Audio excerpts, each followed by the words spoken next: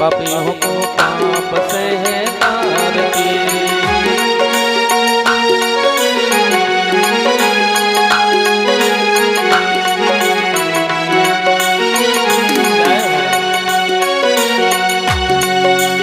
अमर ग्रंथ ये मुक्ति पंथ ये पंचम वेद निराला नव ज्योति जगाने वाला। अमर ग्रंथ ये मुक्ति पंथ ये पंचम वेद निराला नव ज्योति जगाने वाला। हरि नाम यही हरि धाम यही हरि नाम यही हरि धाम यही हरि नाम यही हरि धाम यही हरि नाम यही हरि धाम यही। यह जग मंगल की आरती पापियों को पाप से है तारती। ये भागवत भगवान की है आरती पापियों को पाप से है तारती।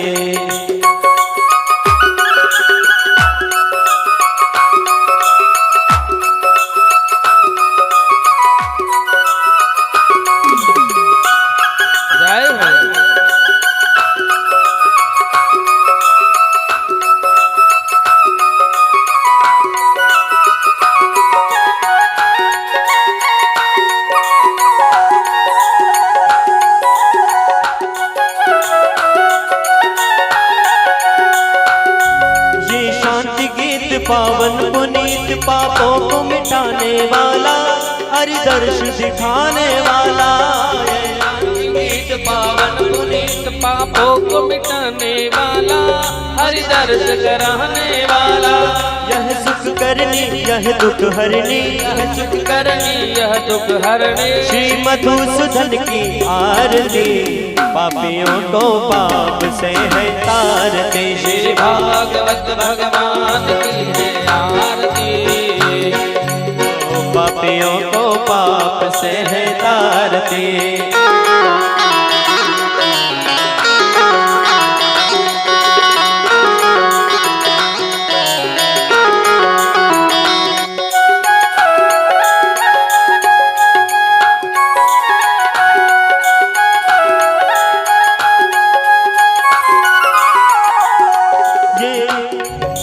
मधुर बोल जगबंद खोल सन्मार्ग दिखाने वाला बिगड़ी को बनाने वाला। ये मधुर बोल मधुपंथ खोल सन्मार्ग बताने वाला हरि दर्श कराने वाला।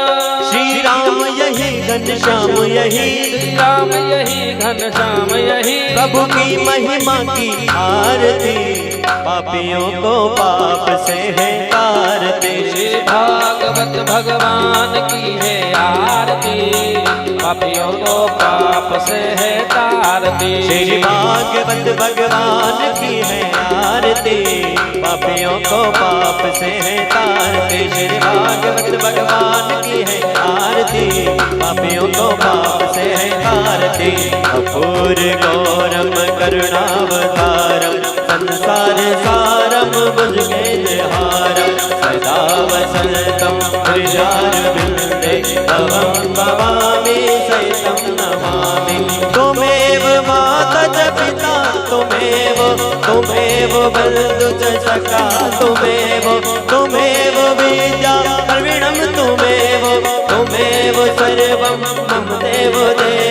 श्री कृष्ण गोविंद हरे मुरारी हे नाथ नारायण वासुदेवा। श्री कृष्ण गोविंद हरे मुरारी हे नाथ नारायण वासुदेवा। हरे राम राम राम हरे हरे हरे कृष्णा कृष्णा कृष्णा हरे हरे। हरे राम राम राम हरे हरे हरे कृष्णा कृष्णा कृष्णा हरे हरे। हरे राम राम राम हरे हरे हरे कृष्णा कृष्णा कृष्णा हरे हरे। हरे कृष्णा कृष्णा कृष्णा हरे हरे। ओम आरतिक्यं शीतलीकरणं मा धूपं मा कृपयामि दीपकं दर्शयामि ज्वालामालिन्ये नमो नमः। मंत्र पुष्पांजलि हस्ते पुष्पम गृहीत्वा हाथ में पुष्प ले लीजिएगा। नाना सुगंध पुष्पाणि यदात् कालो भवानि च पुष्पाञ्जलिर्मया दत्ता ग्रहणं परमेश्वरः मंत्रपुष्पाञ्जलिं समर्पयामि नमो नमः। सभी अपने यथास्थान पर बैठ जाएंगे।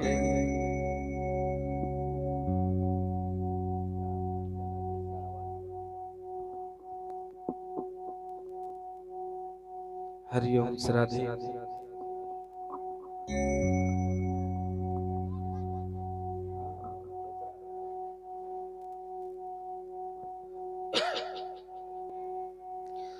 हरि ओम। ओम नमो भगवते वासुदेवाय नमः। ओम नमो भगवते वासुदेवाय नमः। ओम नमो भगवते वासुदेवाय नमः। ओम नमो भगवते वासुदेवाय नमः। सच्चिदानंद रूपाय विश्वोत्पत्त्यादिहेतवे तापत्रय विनाशाय श्रीकृष्णाय वयं नमः। राधा मेरे स्वामिनी मेरा राधे को दास जन्म जन्म मोहे दीजिए वृंदावन को। श्री राम राम रघुनंदन राम रामा श्री राम राम भरताग्रज राम रामा श्री राम राम रण करकस राम रामा श्री राम राम शरणं भव राम रामा। मनोजवं मारुततुल्यवेगं जितेन्द्रियं बुद्धिमतां वरिष्ठं वातात्मजं वानरयोत्तमोख्यं श्रीरामदूतं शरणं प्रपद्ये। राम रामेति रमे रामे मनोरमे सहस्रनाम तत्तुल्यं राम नाम वरानने। श्री गुरु शरण कमलेभ्यो नमो नमः। इष्ट देवताभ्यो नमो नमः। कुल देवताभ्यो नमो नमः। ग्राम देवताभ्यो नमो नमः। स्थान देवताभ्यो नमो नमः। सर्वेभ्यो देवेभ्यो नमो नमः। सर्वेभ्यो तीर्थेभ्यो नमो नमः। सिद्धि बुद्धि सहिताय श्रीमन्महागणाधिपते नमो नमः। बोलो भागवत महापुराण की जय। वेद व्यास भगवान की जय। श्री हनुमान जी महाराज की जय। काल के महाकाल की जय। काल हर कष्ट हर दुख हर दारिद्र हर आनंद की लहर कर हर हर महादेव हर। जो भी भगवत भक्त आत्माएं हमारे इस कथा प्रांगण में पधारे हैं उन सबको मेरा जय श्री कृष्णा जय श्री राधे। आइए सर्वप्रथम हम हमारी जिह्वा को पावन करने के लिए भगवान का नाम स्मरण करते हैं और उसके बाद में इस महाअमृत का रसास्वादन अमृत पान करते हैं।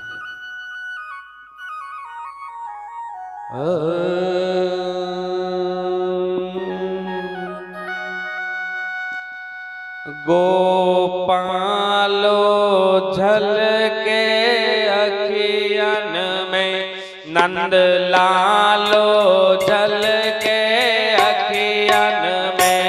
गोपाल झलके अखियन में, नंद लाल झलके अखियन में। मोहे दीदन आवे रतियन में, मोहे नींद न आवे रतियन में।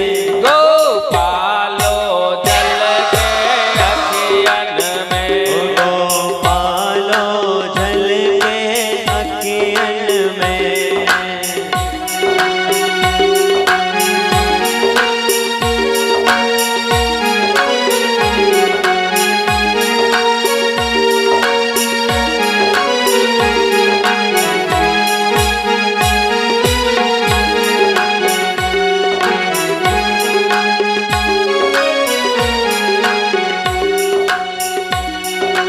कांध कमलियन हाथ मुरलिया, कांध कमलियन हाथ मुरलिया। कांध कमलियन हाथ मुरलिया। कांध कमलियन हाथ मुरलिया। कुंडल झलके कानों में, कुंडल झलके कानों में। मोहे दीदन आवे आवे रतियन में। मोहे नींद न आवे आवे रतियन में। गोपालो झलके अखियन में। गोपालो झलके अखियन में।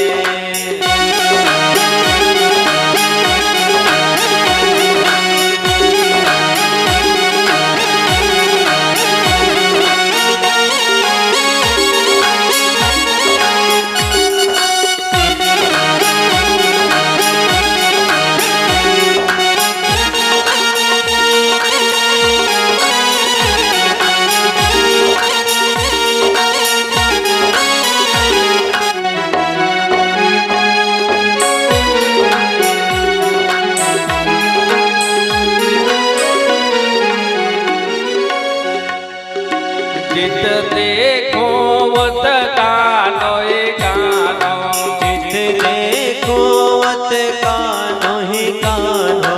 रोम रोम में रम गयो कानो। रोम रोम में रम गयो कानो। घूंगर वाले बालों में, घूंगर वाले बालों में। मोहे दीदन आवे आवे रतियन में। मोहे नींद न आवे आवे रतियन में। गोपालो झलके अखियन में। गोपालो झलके अखियन में।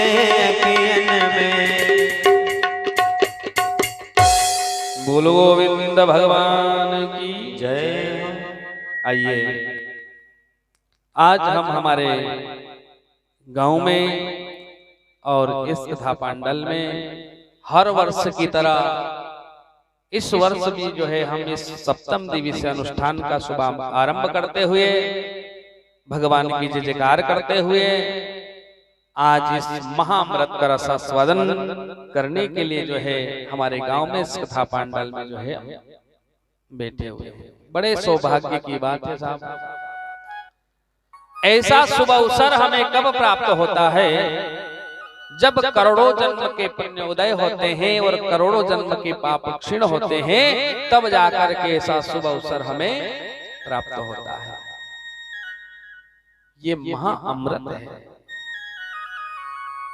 बताया गया कि अमृत 3 प्रकार के होते हैं साहब।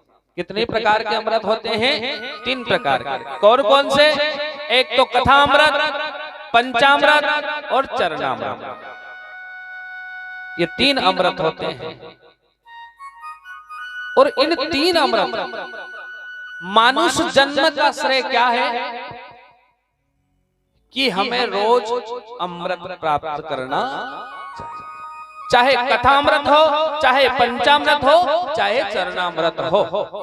हमारा प्रयास ये होना चाहिए कि तीनों अमृत में से एक न एक अमृत हमें रोज प्राप्त हो। कोई बोल दे गुरुजी क्या होता है अमृत का पान करने से?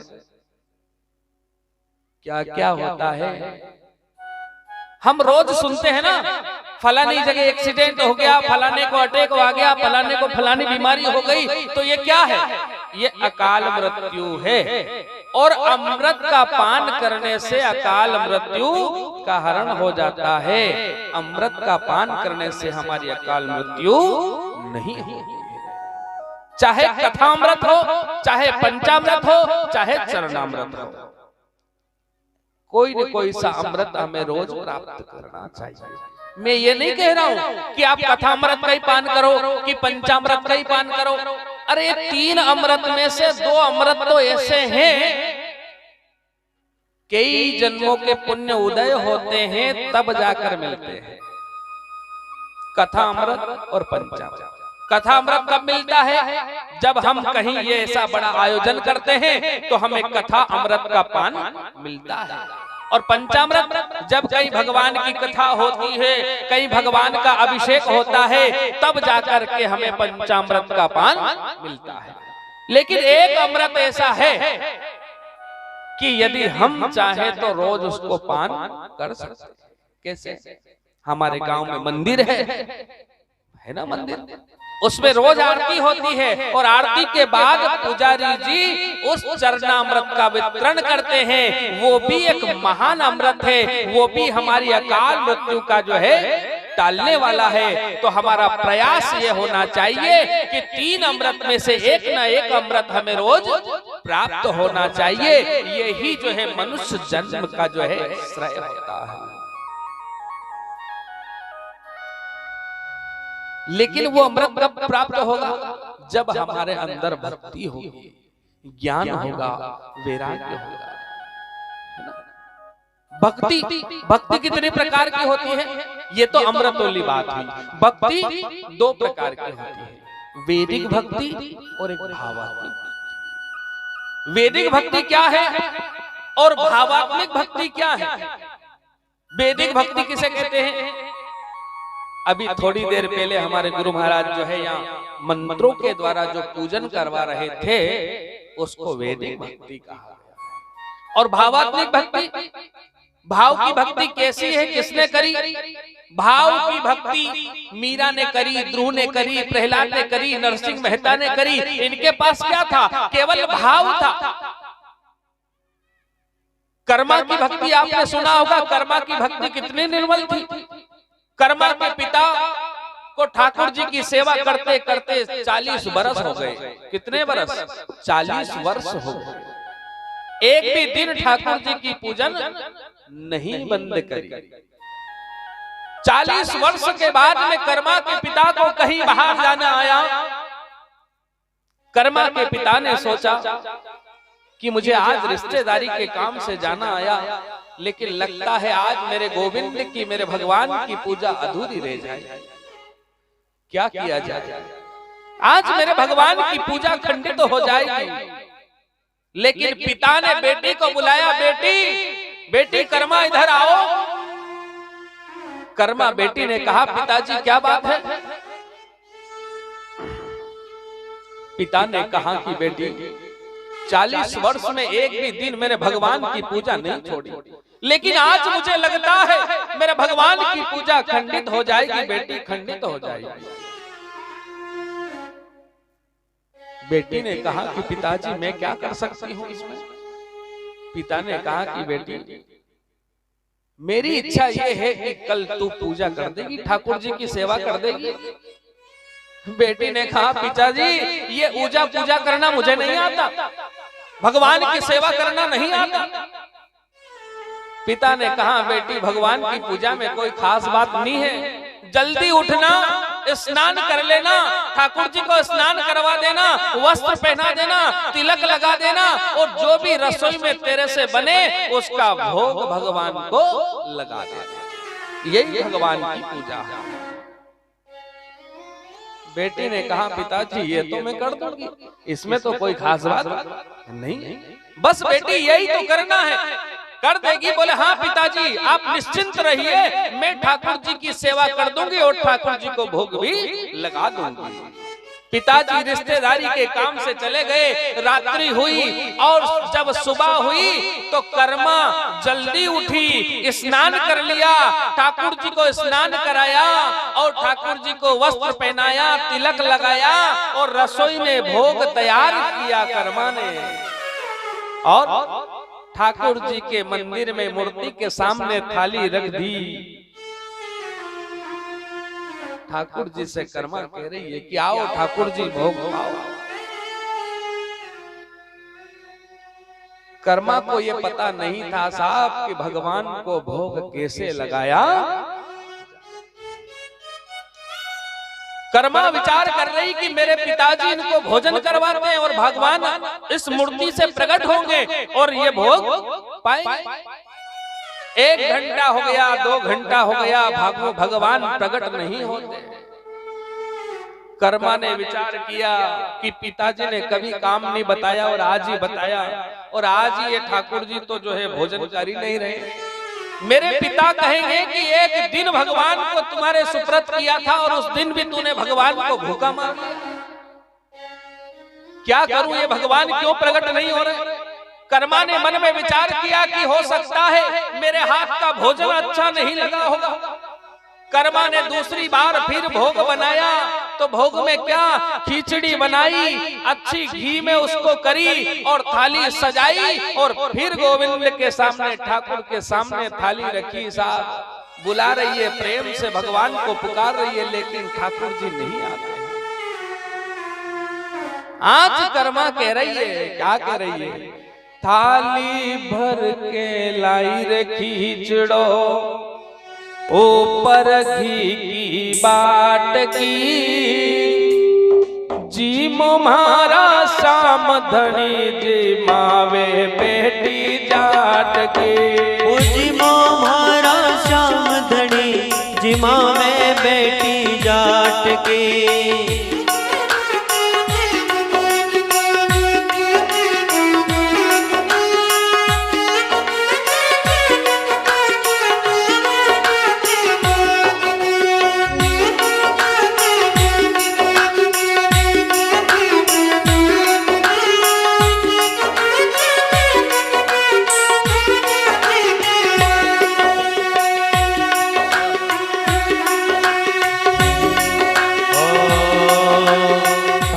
भर कर लाई रे खिचड़ो,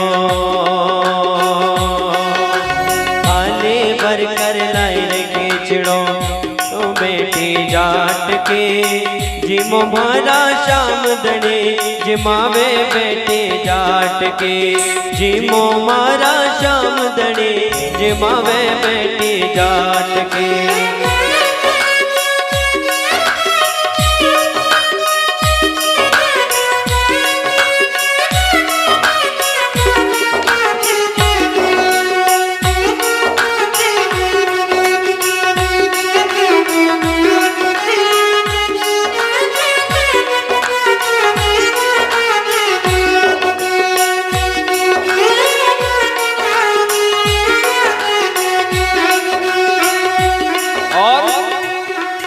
कर्मा भगवान से कह रही है, क्या कह रही है कि ठाकुर जी यदि मेरे पिता के भरोसे बैठे रहे ना तो भूखे ही मर जाओ, वो आने वाला नहीं। लेकिन भगवान मूर्ति से प्रकट नहीं हो रहे साहब। 1 घंटा हो गया, 2 घंटे हो गए, कर्मा रिसा कर एक तरफ बैठ गई और एक तरफ बैठकर कर्मा ने कहा कि यदि तुम भोजन नहीं करोगे तो मैं भी भोजन नहीं करूंगा। रिसा कर बैठी, कर्मा की आंखों से अश्रुधारा बहने लगी, भगवान को प्रेम से पुकार रही है। लेकिन भगवान ने जब कर्मा का भाव देखा, प्रेम देखा और स्वयं भगवान ठाकुर जी मूर्ति से प्रकट हो गए और छोटे से ठाकुर कर्मा की गोद में जाकर के वो बैठ जाते हैं। बोलो गोविंद भगवान की जय हो। और कर्मा प्रेम से जो है भगवान को अपने हाथों से भोग लगा रहे हैं, अपने हाथों से प्रेम से भगवान जो है कर्मा के हाथ से भोग ले रहे हैं। थोड़ी देर हुई और कर्मा के पिता गए, आवाज लगा रही, बेटी इधर आओ, बेटी इधर आओ। बेटी कर्मा ने कहा कि कैसे आऊं, मेरी गोद में तो ये भगवान बैठे हैं और मेरे हाथ से भोजन कर रहे हैं, मैं भोग लगा रही हूं। कर्मा के पिता को क्या पता, पिता ने कहा कि बेटी भगवान को भोग लगाने में कौन सी खास बात है, अरे थाली रख दो और पर्दा बंद कर दो, भगवान को भोग लग जाए। बेटी ने कहा पिताजी ऐसा कहाँ है, ये ठाकुर जी तो मेरी गोद में बैठे हैं और मेरे हाथ से भोजन कर रहे हैं। जैसे ही कर्मा बाई के पिता ने आकर के मंदिर में वही झांकी देखी, साहब भगवान की बेटी की गोद में ठाकुर जी बैठे हैं और अपनी बेटी के हाथ से भोजन कर रहे हैं।